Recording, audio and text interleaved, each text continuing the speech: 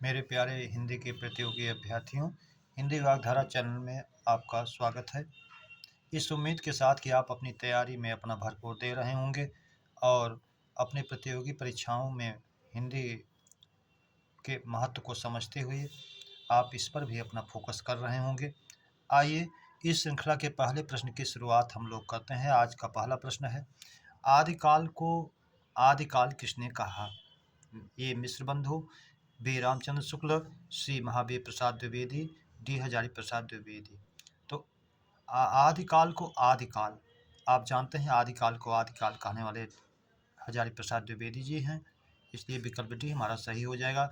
मिश्र बंधुओं ने प्रारंभिक काल कहा, रामचंद्र शुक्ल ने इसे वीरगाथा काल कहा, तो इस तरह से हम, और महावीर प्रसाद द्विवेदी ने बीजक या बीज बपन काल कहा।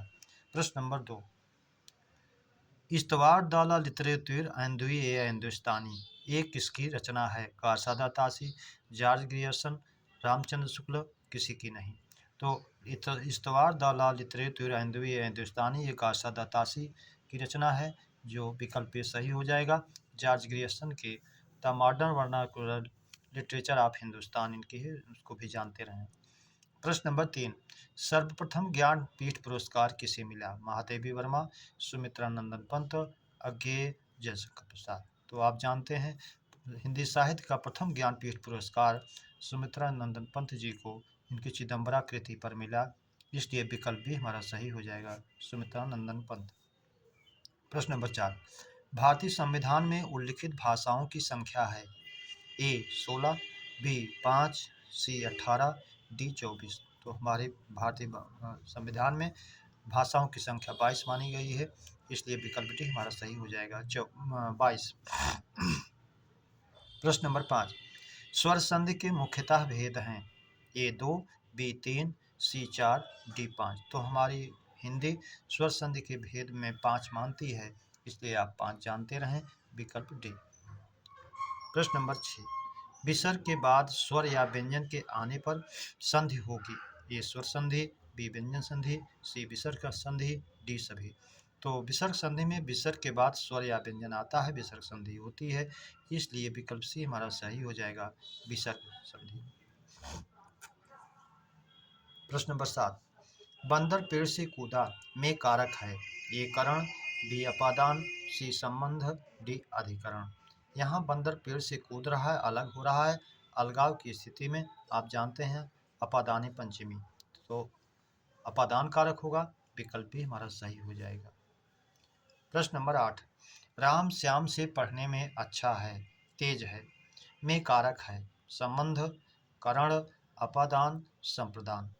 तो यहाँ दोनों में तुलना की जा रही है, और जब तुलना की जाती है तो अपादान कारक होता है। वहाँ भी एक तरह से दूर कहिए, उसकी अपेक्षा दूर होकर के पढ़ने में तेज है, थोड़ी दूरी हो रही है अच्छाई के नज़रिए से, इसलिए अपादान कारक हो जाता है, यानी तुलना के योग में, दूर होने के योग में भी दोनों में अपादान होता है। प्रश्न नंबर 9, शुद्ध शब्द है? ए स्वस्तिक, बी गत्यानुस्वार, सी गत्यर्थ, डी सभी। तो स्वस्तिक मूल शब्द है ये, और ये शुद्ध है, शुभवाचक है। गति प्लस अनुसार, गत्यानुसार या स्वर संधि से, ये भी सही है। अगला है गत्यर्थ, गति प्लस अर्थ, गत्यर्थ, ये भी सही है, इसलिए विकल्प डी हमारा होगा, सभी। प्रश्न नंबर 10, संन्यास के लिए घर छोड़ना वाक्यांश का एक शब्द है? प्रव्रज्या, सन्यासी, यति, साधु। तो साधु, यति और सन्यासी एक दूसरे के पर्याय हैं, लेकिन प्रव्रज्या संन्यास के लिए घर छोड़ना वाक्यांश का एक शब्द होता है, इसलिए विकल्प ही हमारा सही हो जाएगा, प्रव्रज्या। प्रश्न नंबर 11, जुड़वा भाई और जुड़वा बहन वाक्यांश का एक शब्द है? यमल, यमला, सहोदर, सहोदरा, दोनों, कोई नहीं। तो सहोदर सगे भाई और सहोदरा सगी बहन को कहते हैं, लेकिन सगे भाई और सगी बहन का अगर जोड़ा अलग पूछे तो यमल और यमला होगा, विकल्प ए हमारा सही हो जाएगा। प्रश्न नंबर 12, एक दंत में समास है? द्विगु, बी बहुरी, सी तत्पुरुष, डी कर्मधारय। एक दांत है जिसके, अर्थात गणेश जी का पर्यायवाची है, जो बहुरी समास है, दोनों पद प्रधान ना होकर के तीसरा पद प्रधान हो रहा है, इसलिए विकल्प भी हमारा सही हो जाएगा, बहुब्री। प्रश्न नंबर 13, सहस्रांशु पर्याय है? अर्क, मित्र, हंस सभी। तो सहस्रांश 1000 किरणों वाले हैं जो, अर्थात ये सूर्य का पर्यायवाची है। और सूर्य का पर्याय अर्क भी होता है, मित्र भी होता है, हंस भी होता है, इसलिए विकल्प डी हमारा सही हो जाएगा, सभी। प्रश्न नंबर 14, देवालय में संधि है, दीर्घ स्वर संधि, गुण स्वर संधि, वृद्धि स्वर संधि, अयाधि स्वर संधि। तो देवालय आप जानते हैं देव प्लस आलय, वा में ह्रस्व आ है, आलय में दीर्घ आ है, दोनों मिलकर के दीर्घ हो रहे हैं, इसलिए दीर्घ स्वर संधि हो जाती है। विकल्प ए हमारा सही हो जाता है, दीर्घ स्वर संधि। प्रश्न नंबर 15, हिंदी में उपसर्ग हैं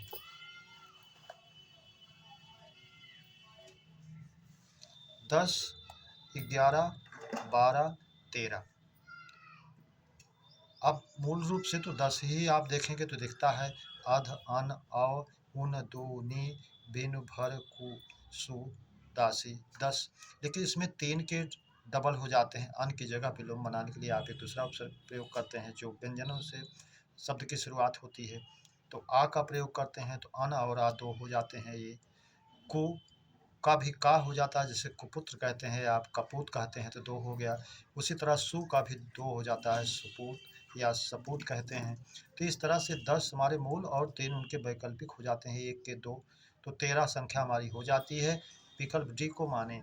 अगर कहीं वो 13 ना दे करके मूल रूप से 10 ही कहे तो उस दशा में आप 10 ही माने। प्रश्न नंबर 16, पगड़ी लोटा पेट, गड़बड़ थैला ठेठ कैसा शब्द है? देशज, विदेशज, संकर, आगत। तो ये हमारे देशज शब्द हैं जिनकी उत्पत्ति का कोई पता नहीं है, ये स्वयं गढ़ लिए जाते हैं, इसलिए ये शब्द हमारे देशज में जाएंगे। विकल्प ए हमारा सही हो जाएगा, देशज।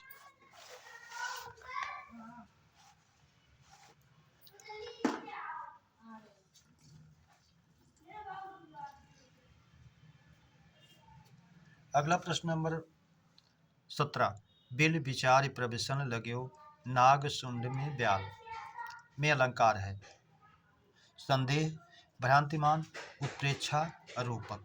यहाँ सांप जो है बिल हाथी की सूंड को, नागसुंड हाथी की सूंड को बिल विचार का प्रवेश करने लगा, उसको भ्रांति हो गई, इसलिए विकल्प भी सही हो जाएगा हमारा, भ्रांतिमान। प्रश्न नंबर 18, मैं नीर भरी दुख की बदली किसकी पंक्ति है? किसकी कविताओं की पंक्ति है पूछ रहा है। तो मैं नीर भरी दुख की बदली महादेवी वर्मा जी के है, जिसमें उनकी वेदना व्यक्त है, इसलिए न जयशंकर प्रसाद की, न सुखदानंद पंत की, न किसी की, नहीं कोई संबंध नहीं। विकल्प हमारा सही हो जाएगा, महादेवी वर्मा।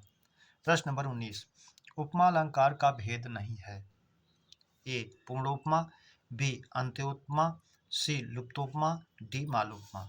तो हमारे तो 3 तो भेद हैं उपमा अलंकार के, पूर्णोपमा, लुप्तोपमा, मालोपमा, लेकिन अंत्योपमा कोई भेद नहीं है, इसलिए विकल्प भी हमारा अशुद्ध है, अंत्योपमा।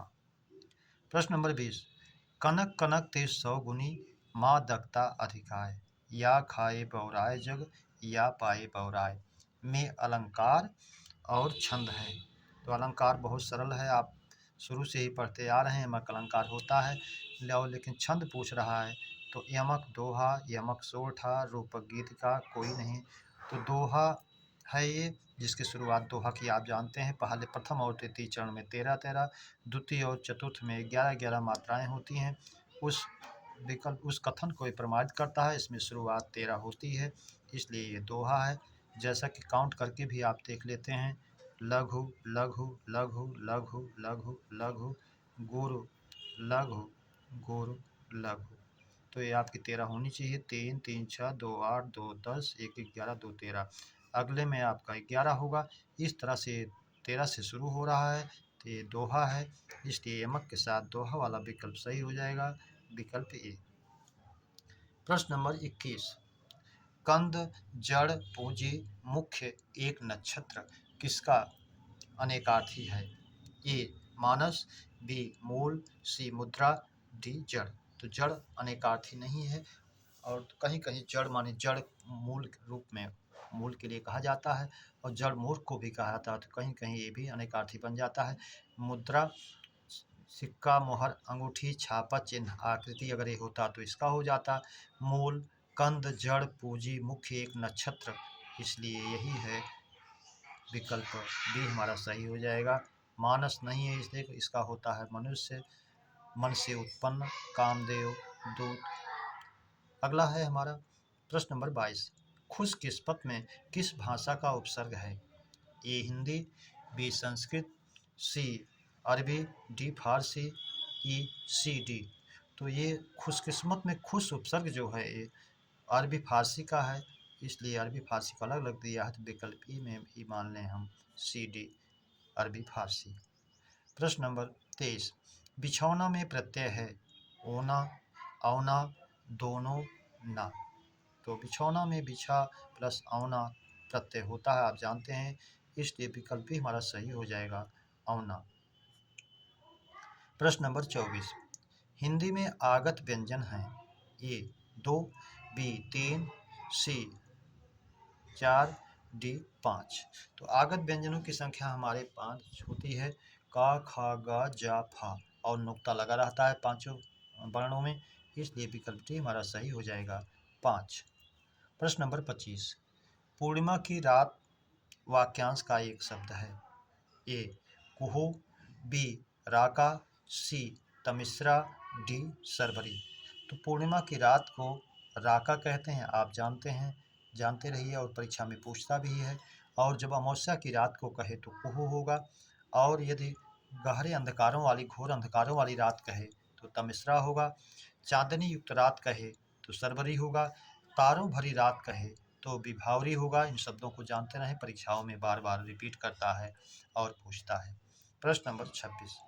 छात्र ने पढ़कर भोजन किया में क्रिया है पूर्वकालिक, नाम धातु, अनुकरणात्मक, प्रेरणार्थक। तो आप जानते हैं प्रेरणार्थक में जब कर्ता स्वयं कार्य ना करके दूसरे से करवाता है, छात्र शिक्षक से पुस्तक पढ़वाता है। अनुकरणात्मक ध्वनियों का अनुसरण करके बनाई गई हैं, हिनहिनाना, भिनभिनाना, खटखटाना। नाम धातु संज्ञा सर्वनाम विशेषण से बनाई जाती हैं, हाथ से हथियाना, लात से लतियाना, बात से बतियाना, आप से अपनाना, चमक से चमकाना, ठंडा से ठंडाना। ये पूर्वकालिक जब कर्ता एक क्रिया को पूरा कर दूसरी क्रिया को प्रारंभ करता है तो पहले पूर्ण होने वाली क्रिया में पूर्वकालिक क्रिया होती है। छात्र ने पहले पढ़ने का कार्य किया, पूरा कर लिया, तब भोजन किया, इसलिए विकल्प भी हमारा सही हो जाए, पूर्वकालिक। अगला प्रश्न, कंपति पर्याय है ए उदधिका, बी पारावार, सी अंबध, डी सभी। तो कंपति पर्याय है जो समुद्र का प्राय स्वयं होता है।